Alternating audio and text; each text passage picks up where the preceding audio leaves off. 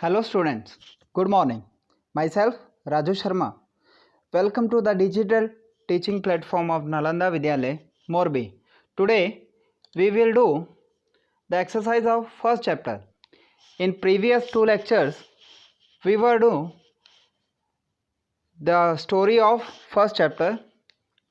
The name of the chapter is Portrait of a Lady, written by Khushwant Singh. Before start of the exercise, let's recapitulate the chapter. In this story, the author draws a pen portrait of his grandmother. He beautifully unfolds his relationship with her. The author told us that his grandmother was very old lady with a wrinkled face. She was deeply religious lady. In the initial years of his life, the author was living with his grandmother in the village. His grandmother used to wake him up in the morning and get him ready for school. She would hand over to him all the things he required in the school. After having thick stale chapatis with butter and sugar for breakfast, he used to leave for the school. The turning point in their friendship came when they moved to the city. Though they shared the same room, his grandmother no longer accompanied him to the school. As years rolled, they saw less of each other. Her grandmother didn't like English education. She was disappointed because in his school, in the school of author, there were a teaching of music. Actually, she hated music. When the author started going to the university, he was given a room of his own. It resulted in furthering the gap between them. Now, grandmother accepted her loneliness and rarely spoke to anyone. All day long, she sat spinning the wheel and reciting her prayers. Then the author decided to go abroad for higher studies. He was sure that his grandmother would be upset at his departure. After the 5 years, when author come to India, she saw that his grandmother as old as ever. She remained absorbed in her prayers. Even that day, the happiest moment for her was feeding the sparrow. Though diagnosed with a mild fever by the doctor, the grandmother knew that her end was too near. She decided to spend the last few hours of her life reciting prayers and telling the beads. Soon her lips stopped moving and she died. Even the sparrows tribute to grandmother. So in this chapter, actually author describe his grandmother, the nature of his grandmother and his relationship with his grandmother. Now we will do the question answer of this chapter. Let's start. First question. The three phases of the author's relationship with his grandmother before he left the country to study abroad. Out of country पढ़ने जाने से पहले author के जो हैं खुशवंत सिंह के अपनी दादी के साथ जो रिलेशन थे वो कैसे थे, उनके 3 फेज के बारे में हमें बताना है. The 3 phases of the author's relationship with his grandmother before he left the country to study abroad are: first, childhood, when he went to the village school and the grandmother helped him to get ready and went to the school with him. सबसे पहला stage कौन सा था? जब खुशवंत सिंह जो हैं वो बहुत छोटे थे और दादी माँ उनको स्कूल जाने के लिए तैयार करती थी और उनके साथ ही स्कूल में जाती थी. बॉयहुड, जब खुशवंत सिंह थोड़े बड़े हुए. When he went to the city school, जब वो शहर में शिफ्ट हो गए. he shared a room with grandmother, but she could no longer help him in his studies. अब दोनों एक ही रूम में रहते थे, लेकिन दादी माँ जो हैं वो स्टडी में खुशवंत सिंह की हेल्प नहीं कर पाती थी। उसके बाद थर्ड स्टेज कौन सा आता है, जब खुशवंत सिंह जो हैं अपनी फर्दर स्टडी के लिए यूनिवर्सिटी जाते हैं। When he went to the university and was given a room of his own, the common link of their friendship was snapped. तो अब क्या होता है, अब यूनिवर्सिटी में खुशवंत सिंह को अलग से रूम दिया जाता है, तो दादी माँ के साथ उनका फ्रेंडशिप जो था थोड़ा टूट जाता है। अब वो रेगुलरली इंटरवल पे मिल नहीं पाते हैं। So let's move on second question. 3 reasons why the author's grandmother was disturbed when he started going to the city school. This is the answer. You can take screenshot of this answer or all the answers. So you can write down after this video. The 3 reasons why the author's grandmother was disturbed when he started going to the city school are: she hated Western science and learning. उनको English school में जो science पढ़ाया जाता था, जो mathematics पढ़ाया जाता था, जो इंग्लिश पढ़ाई जाती थी, वो पसंद नहीं थी। She was pain to know that there was no teaching of God and scriptures. उनको बहुत दुख हुआ, दर्द हुआ कि स्कूल में जो है वो भगवान के बारे में और जो होली बुक्स हैं उनके बारे में पढ़ाया नहीं जाता। She was allergic to music. उनको म्यूज़िक से एलर्जी थी। As I told you earlier, she thought it was not a mean for decent people. उनको लगता था कि ये म्यूज़िक जो है वो अच्छे लोगों के काम का नहीं है। It was a monopoly of prostitutes and beggars. ये उन लोगों की ही मोनोपोली है जिनको समाज जो है अच्छी नज़रों से नहीं देखता है, और ये भिखारियों की, बेगर्स की मोनोपोली है। So let's move on third question.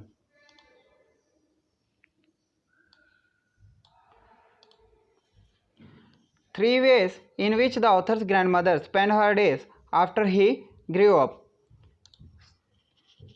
जो खुशवंत सिंह है, जब वो बड़े होते हैं तो दादी जो हैं वो अपना टाइम जो है वो कैसे स्पेंड करती हैं। She lived alone in her room. वो अकेली अपने रूम में रहती हैं। As she had accepted her loneliness quietly. और वो अपना अकेलापन जो है वो स्वीकार कर लेती हैं। She said at her spinning wheel reciting prayer. वो पूरा दिन अपने स्पिनिंग व्हील पे प्रेयर करती रहती हैं। इन द आफ्टरनून, दोपहर में, she would feed the sparrows for half an hour. आधे घंटे के लिए वो चिड़ियों को खाना खिलाने के लिए जाती हैं। कब? आफ्टरनून में। Now let's move on next question. The odd ways in which the author's grandmother behave just before she died. Just before her death. Whose death? Grandmother's death. Just before her death, the author's grandmother refused to talk to them. Who is them here? The family of Khushwant Singh. तो जैसे ही दादी माँ की death होने वाली थी तो उन्होंने रिफ्यूज़ कर दिया किसी से भी बात करना।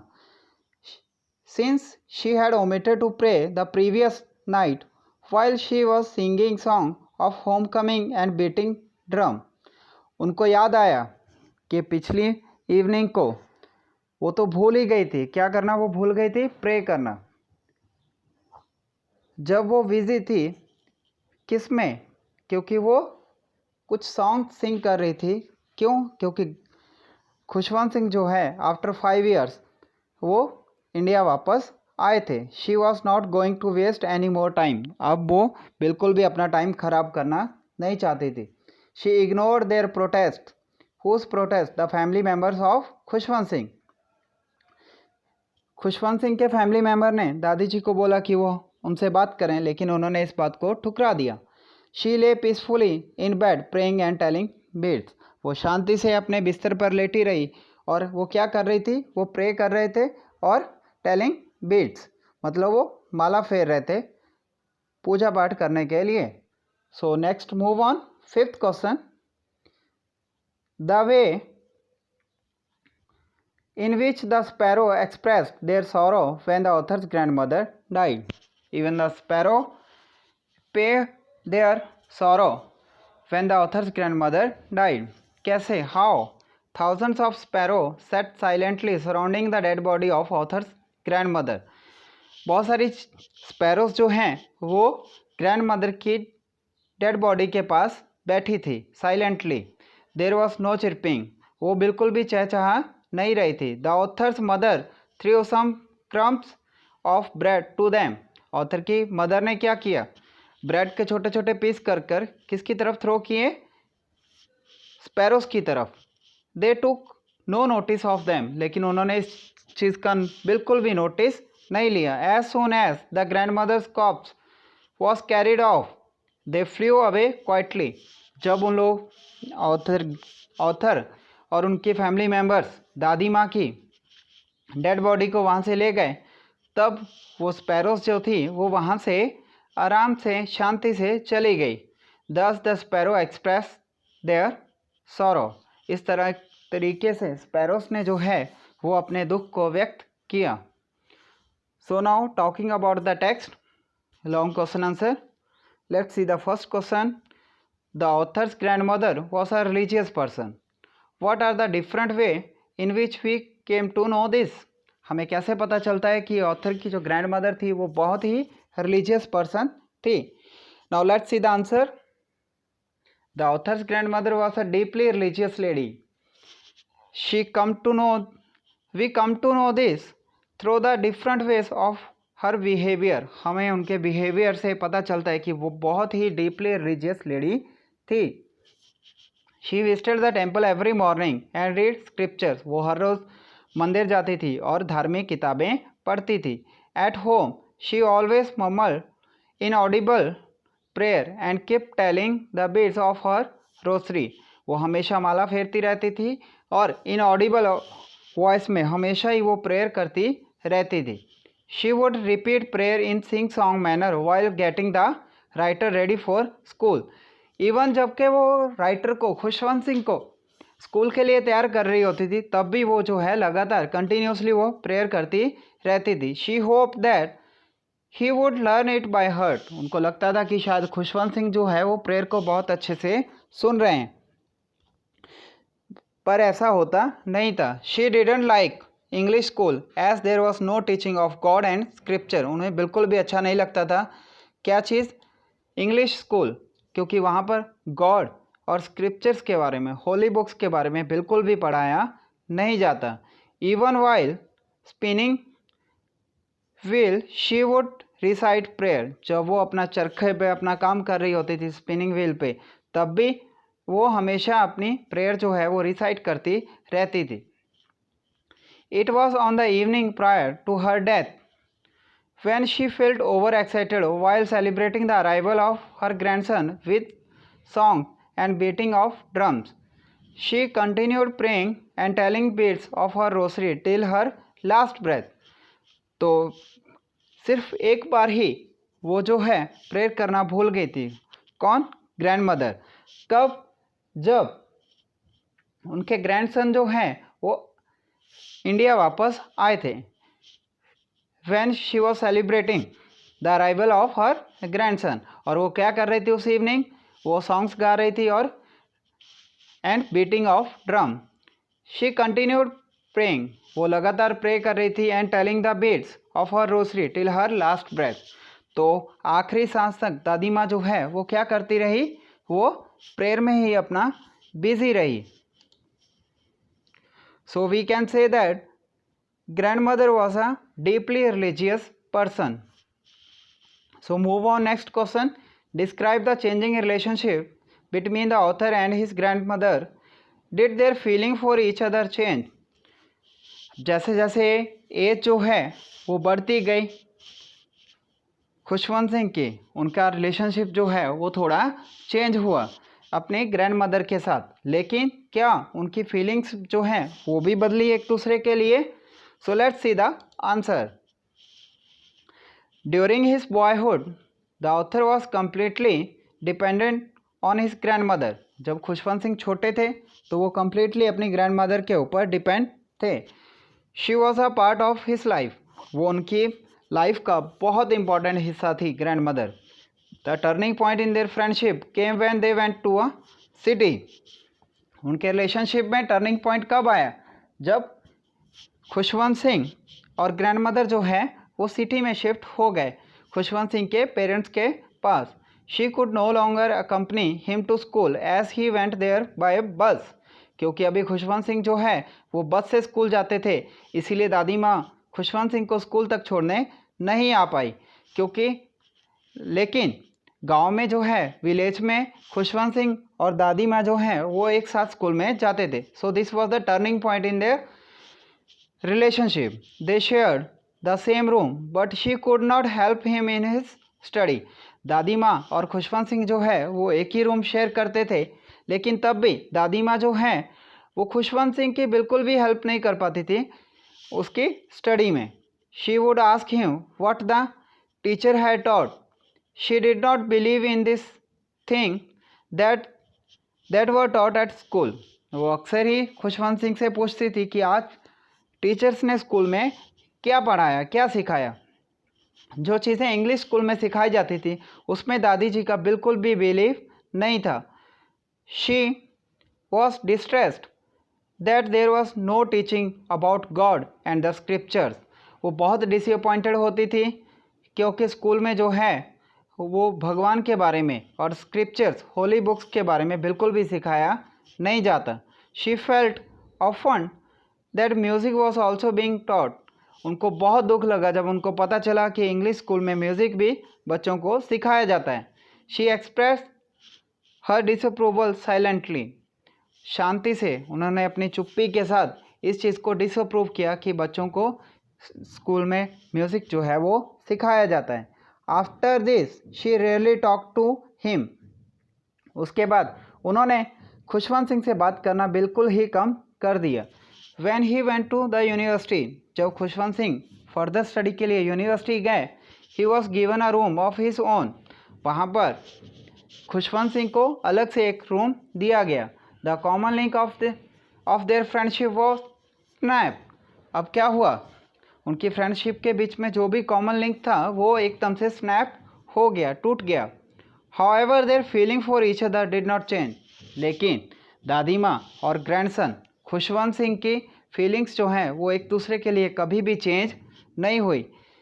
They still love each other deeply. वो अभी भी दिल से एक दूसरे की को बहुत प्यार करते थे। She went to see the author off at the railway station when he was going abroad for higher study. जब खुशवंत सिंह हायर स्टडी के लिए अब्रॉड, आउट ऑफ कंट्री गए, तब दादी माँ जो है ऑथर को रेलवे स्टेशन तक ड्रॉप करने के लिए आई। She showed no emotion. उन्होंने कोई इमोशन नहीं दिखाया, लेकिन but she kissed his forehead silently. लेकिन उन्होंने किस किया खुशवंत सिंह के फोरहेड पे। The author valued this as perhaps the last sign of physical contact between them. Author को लगा कि शायद उन्होंने आखिरी बार एक दूसरे को टच किया है। किसने? ग्रैंड मदर और खुशवंत सिंह ने। क्यों? क्योंकि ग्रैंड मदर की एज जो है वो बहुत ज़्यादा हो चुकी थी और खुशवंत सिंह ऐसा सोच रहे थे कि जब भी वो वापस आएंगे तो शायद वो ग्रैंड मदर को देख ना पाएँ। When the author return after 5 years, जब ऑथर जो है 5 साल के बाद वापस इंडिया आए, she received him at the station. तो स्टेशन पे ग्रैंड मदर जो है खुशवंत सिंह को रिसीव करने के लिए गई। She clapped with him in her arms. उन्होंने ज़ोर से खुशवंत सिंह को, है ना, जैसे बोलते हैं, हक किया। In the evening she celebrated his home coming by singing songs and beating drum. शाम को दादी माँ ने क्या किया, उनके आसपास, उनके नेबरहुड में जो भी औरतें थीं उनको अपने घर पे बुलाया और उन लोगों ने ड्रम बजाया, ढोल बजाया, जैसे कि अक्सर शादियों में भी किया जाता है सेलिब्रेट करने के लिए। क्या चीज़ का सेलिब्रेशन करना था कि 5 साल के बाद खुशवंत सिंह जो है वो वापस इंडिया लौटकर आए हैं। So move on, next question. Would you agree that the author's grandmother was a person strong in character? If yes, give instance that show this. Or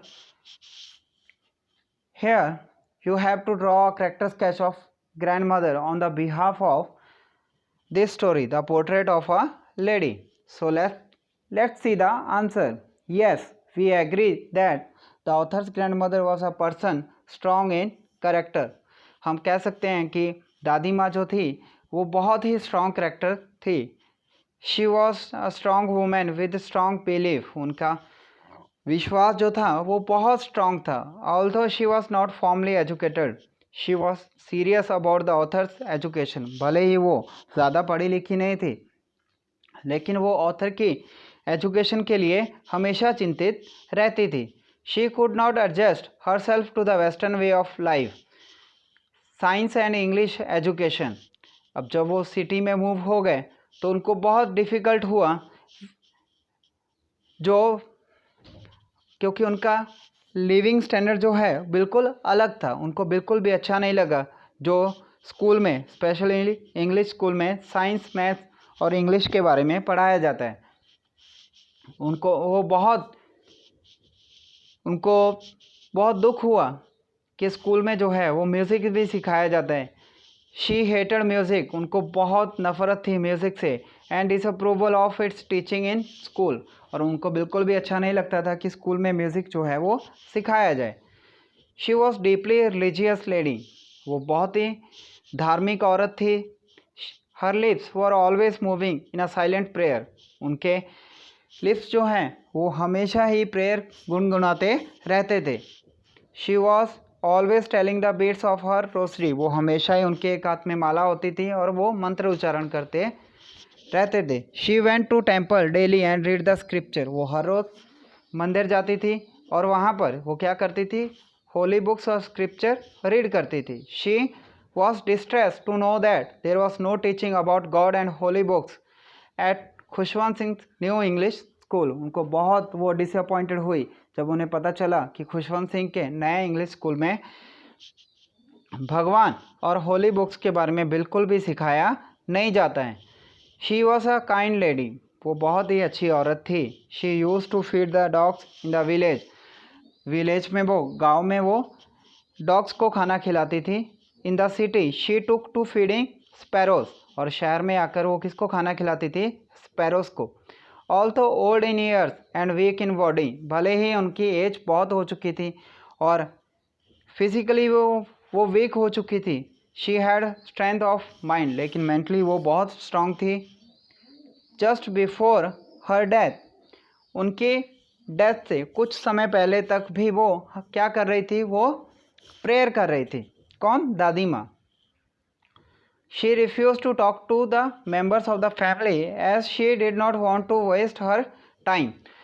कुछ सेकंड्स पहले भी, कुछ मिनट पहले तक, अपनी मौत से कुछ मिनट पहले तक दादी माँ जो है वो प्रेयर कर रही थी. उन्होंने किसी से बात करने से मना कर दिया क्योंकि ऐसा करके वो टाइम वेस्ट करना नहीं चाहती थी. She wanted to make up for the time last evening when she had not prayer to God. सिर्फ एक ही बार ऐसा हुआ था जिस दिन दादी माँ ने शाम को प्रेयर नहीं की थी. और वो कब हुआ था, जब खुशवंत सिंह जो है वो वापस इंडिया आए थे after 5 years. She lay peacefully in bed saying prayers and telling the beads of her rosary till she breathed her last. अपने लास्ट सांस तक दादी माँ जो है वो प्रेयर करती रही. So we can say that grandmother was a religious person and she was a person who was strong in character. So move on. Next question. You have to do this question by your own experiences. Have you known someone like the author's grandmother? Do you feel the same sense of loss with regard to someone whom you have loved and lost? किसी ऐसे person के बारे में आपको लिखना है जो कि जिनका कैरेक्टर ग्रैंड मदर से मिलता हो और आपको उसके साथ, उनके साथ उतना ही प्यार हो जितना प्यार खुशवंत सिंह को अपनी ग्रैंड मदर के साथ था और आपने अनफॉर्चुनेटली उनको हमेशा के लिए खो दिया हो. तो आपको अपनी फीलिंग्स जो हैं, अपने एक्सपीरियंस जो हैं यहाँ पर खुद से लिखने हैं. सो और question answer is done here. You have to make 2 notebooks for English and you have to write all this question in your notebook. You have to make 2 notebooks. One is for supplementary reader and literature, hornbill and snapshot for, and second is for grammar and writing skill. So you have to make 2 separate notebooks. Understood? I hope you understood all the question answer. If you have any doubt, you can write your all doubts in comment section. Thank you very much. Thanks for watching the video. Thank you.